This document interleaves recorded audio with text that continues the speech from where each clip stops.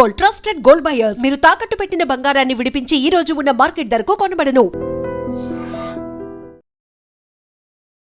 Hi hello నమస్తే, welcome back to our channel. నేను మీ వైషు.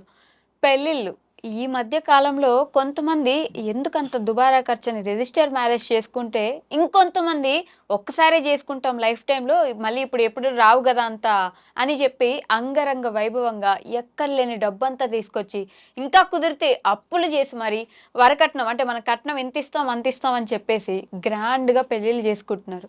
చెప్పిన కట్నం ఇవ్వకపోతే ఆ ఎదుటి వ్యక్తి అదే ఆ పెళ్లి కొడుకు ఇంట్లో ఆ తర్వాత పెళ్లి కూతురిని ఎంత ఇబ్బందులు పెడుతున్నారో, ఆ ఇబ్బందుల్లో ఒక అమ్మాయి ఈ మధ్యకాలంలో సూసైడ్ చేసుకుంది. అంటే వరకట్న వేధింపులు తట్టుకోలేక. ఇప్పుడు ఆ పెళ్ళిళ్ళకి అంత ఖర్చు పెట్టి అంత ఇబ్బంది పెట్టి ఆ అమ్మాయి ప్రాణం పోయింది కదా, ఇప్పుడు మళ్ళీ తీసుకురాలేం. అసలు పెళ్ళిళ్ళకి అంత ఖర్చు పెట్టాల్సిన అవసరం ఏముంది? ఇంకా కట్నం కోసం ఇది చేసే వాళ్ళు ఉన్నారంటే వాళ్ళ గురించి ఏమనాలి? ఈ విషయం గురించి మాట్లాడడానికి ఈరోజు నాతో పాటు సోషల్ యాక్టివిస్ట్ కృష్ణకుమారి గారు ఉన్నారు. మేడంతో మాట్లాడదాం. Hello ma'am. హలో, నమస్తే. నమస్తే. పెళ్ళిళ్ళు అంటే నిజంగానే ఒకసారి వస్తుంది జీవితంలో అని అంగరంగ వైభవంగా, అంటే మరీ అంత అంగరంగ వైభవంగా ఈ మధ్య కాలంలో అసలు ఘోరంగా సినిమా వాళ్ళ సెలబ్రిటీస్ కంటే మామూలు పెళ్ళిళ్ళే చాలా బాగా జరుగుతున్నాయి. అంతంత ఖర్చులు పెట్టి పెళ్లి చేసుకొని కట్నాలు ఇంత ఇస్తామని చెప్పేసి ఇబ్బంది పెడుతున్నట్టే కదా మ్యామ్. ఏమంటారు అసలు ఈ సిచ్యువేషన్ ఎలా చూడాలి? పెళ్ళి అనేది ఒక వేడుక స్థాయి నుంచి ఒక ఇండస్ట్రీ స్థాయికి మారిపోయింది. రైట్. ఒక పరిశ్రమ. పెళ్ళి వేడుక కాదు.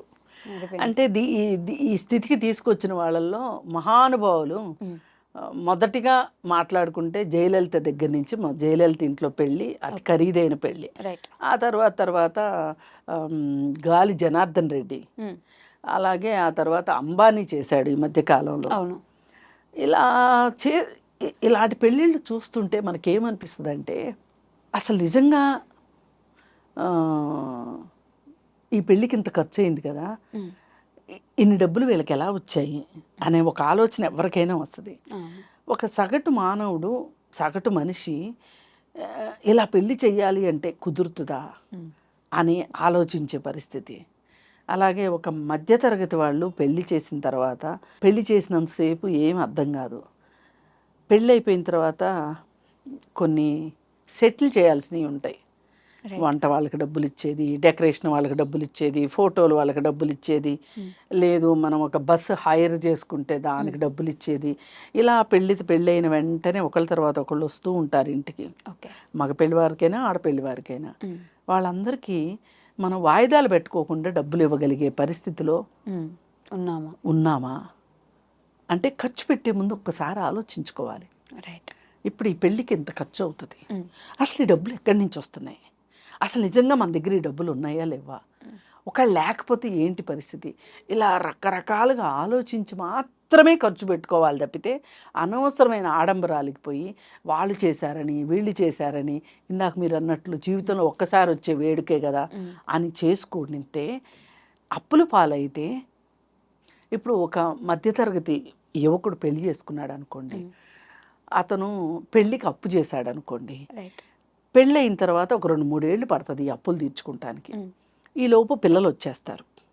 ఈ పిల్లలు డెలివరీ ఖర్చులు, ఆ ఖర్చులు, ఈ ఖర్చులు, వాళ్ళకి ఒంట్లో బాగోలేక ఆ పుట్టిన దగ్గర నుంచి ఖర్చు, అది అయిపోయిన తర్వాత స్కూల్లో వేసేదానికి ఖర్చు. ఇప్పుడు వీడు ఈ పెళ్లి కోసం చేసిన అప్పు తీర్చేలోపు ఈ పిల్లలు ఎదిగొస్తూ ఉంటారు, స్కూల్కి వెళ్ళే వయసు వస్తుంది. ఇప్పుడు స్కూల్కి వెళ్ళే వయసు వచ్చింది అంటే పిల్లల్ని ఇవాళ నేను చదువుకోలేదు కాబట్టి నా పిల్లల్ని బాగా చదివించుకోవాలి, ఆ చదువు కోసం కష్టపడటం అంటే జీవితం అంతా ఖర్చు పెట్టాల్సి రావడము, ఆ ఖర్చుల కోసం అప్పులు చేయడము, ఆ అప్పులు తీర్చుకోవడంతోనే జీవితం అంతా గడిచిపోతుంది. అసలు జీవితంలో హ్యాపీనెస్ ఎక్కడ ఉంటుంది? ఇంకా ఒక పెళ్లి చేసుకున్నాను అనే సంతోషం ఎక్కడి నుంచి వస్తుంది? ఇది మధ్యతరగతి వాళ్ళ విషయం. ఇంకా కొంచెం ఎగువ మధ్యతరగతి వాళ్ళు అనుకోండి, వాళ్ళు కూడా డబ్బులు ఊరికే రావు అని ఆయన చెప్తుంటాడు కదా, లలిత జ్యువెలర్స్ ఆయన చెప్పినట్టు, ఏదో స్థలమో పొలమో ఏదో ఒకటి అమ్మితేను, లేకపోతే తండ్రి రిటైర్ అయితే రిటైర్మెంట్ బెనిఫిట్స్, లేకపోతే ఏవో ఆ డబ్బులు ఖర్చు పెట్టి పెళ్ళిళ్ళు చేయాల్సిందే. కానీ మామూలు వాళ్ళు అంటే బ్యాంకులకి డబ్బులు ఎగ్గొట్టేవాళ్ళు, గాలి జనార్దన్ రెడ్డి లాగా దొంగ కాంట్రాక్టులు చేసి డబ్బులు సంపాదించేవాళ్ళు, లేదు జయలలిత లాగా అధికారంతో, రాజకీయ అధికారంతో అవినీతికి పాల్పడి అవినీతి డబ్బులు, లేకపోతే అంబానీ లాంటి వాళ్ళు ప్రభుత్వాలకి కొమ్ముగాసి అక్రమ మార్గాల ద్వారా డబ్బులు సంపాదించే వాళ్ళు ఖర్చు పెట్టగలుగుతారు, కానీ మామూలు వాళ్ళు ఖర్చు పెట్టలేరు కదా.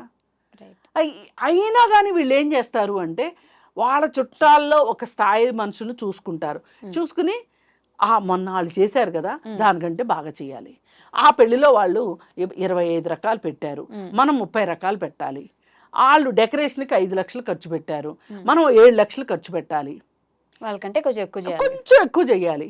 ఆ కొంచెం ఎక్కువ చేయాలి అనుకునే దీంట్లో ఇప్పుడు ఏమేమి వచ్చినాయి అంటే ప్రీ వెడ్డింగ్ షూట్స్ వచ్చేసినాయి, సంగీతులు వచ్చినాయి, హల్దీ ఫంక్షన్లు వచ్చినాయి, మెహందీ ఫంక్షన్లు వచ్చినాయి, పెళ్లికి ముందు ఫంక్షన్లు, పెళ్లి తర్వాత ఫంక్షన్లు, ఇవన్నీ లెక్కేసుకుంటే పైగా ఇంతకుముందు ఇంటి ముందు పెళ్ళిళ్ళు చేసుకునేవాళ్ళు, అలాంటిది ఇప్పుడు ప్రతి వాళ్ళు కళ్యాణ మండపాలు. ఇప్పుడు ఇంకా కళ్యాణ మండపాలు కూడా బోర్ వచ్చేసేసి డెస్టినేషన్ వెడ్డింగ్స్, అలాగే ఫామ్ హౌస్ల్లో పెళ్ళిళ్ళు, ఒక ఇల్లుని రెంట్కి తీసేసుకోవటం, ఓ 15 రోజుల పాటు ఒక ఫామ్ హౌస్ని, ఆ ఫామ్ హౌస్లోనే పెళ్లి చేయడము, ఇవన్నీ నిజంగా అందరూ డబ్బులుండే చేస్తున్నారా అంటే ఉద్యోగస్తులు అయితే పర్సనల్ లోన్లు పెట్టి పెళ్ళిళ్ళు చేసుకుంటున్నారు. మళ్ళీ ఈ పర్సనల్ లోను తీర్చడం కోసం నెలకింత అని చెప్పి కట్టుకోవాల్సి వస్తుంది, ఇన్స్టాల్మెంట్ పే చేయాల్సి వస్తుంది. ఎవ్వరూ హ్యాపీగా లేరు ఈ పెళ్ళిళ్ళతోటి. పోని ఇంత ఖర్చు పెట్టి వీళ్ళు ఏమైనా హ్యాపీగా ఉన్నారా అంటే అది లేదు. అప్పులు తీర్చాలిగా, అప్పులు తీర్చడం ఒక సంగతి, అసలు వీళ్ళకి అహాలు అహంకారాలు, కంపాటబిలిటీ లేకపోవటాలు. ఇప్పుడు పెళ్ళికి ఇంత ఖర్చు పెట్టాలనుకుంటారు కదా, అసలు ఈ ఇద్దరు పెళ్ళికి పనికొచ్చే మెటీరియల్స్ అవునా కాదా అనేది ఎవరు చూడరు.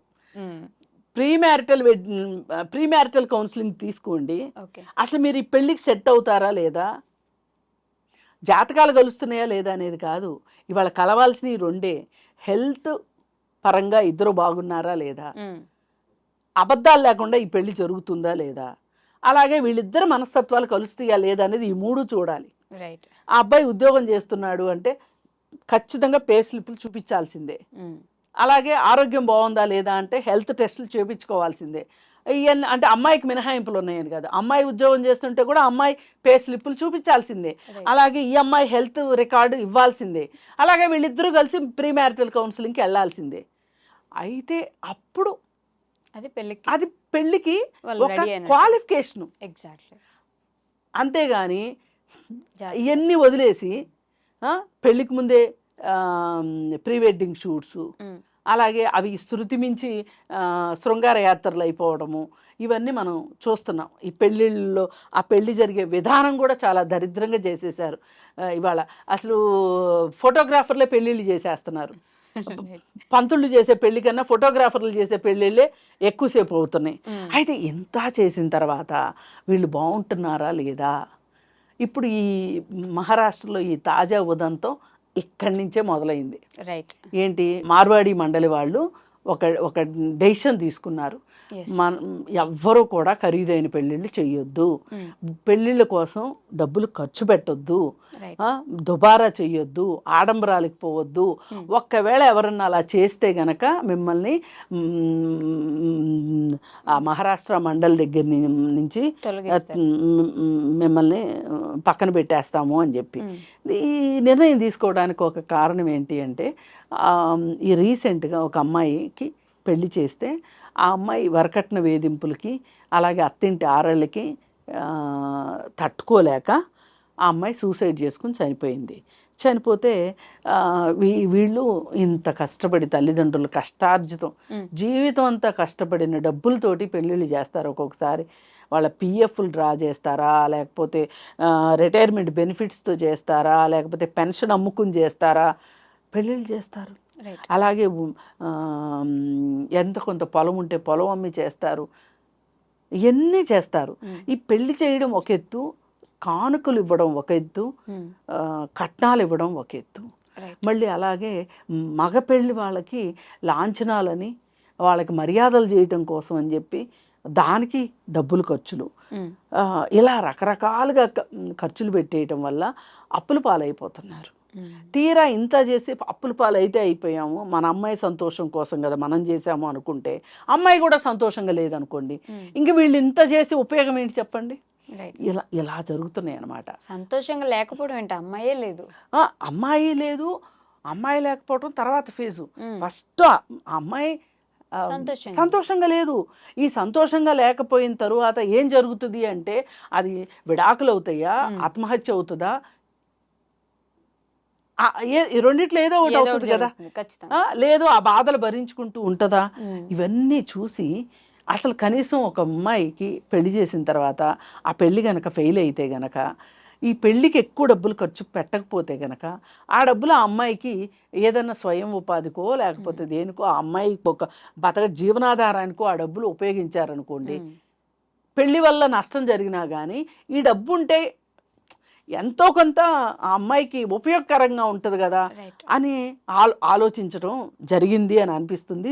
నిజంగా చాలా మంచి ఆలోచన. దీన్ని దేశంలో అందరూ ఫాలో అవ్వాలని చెప్పి కోరుకుందాము.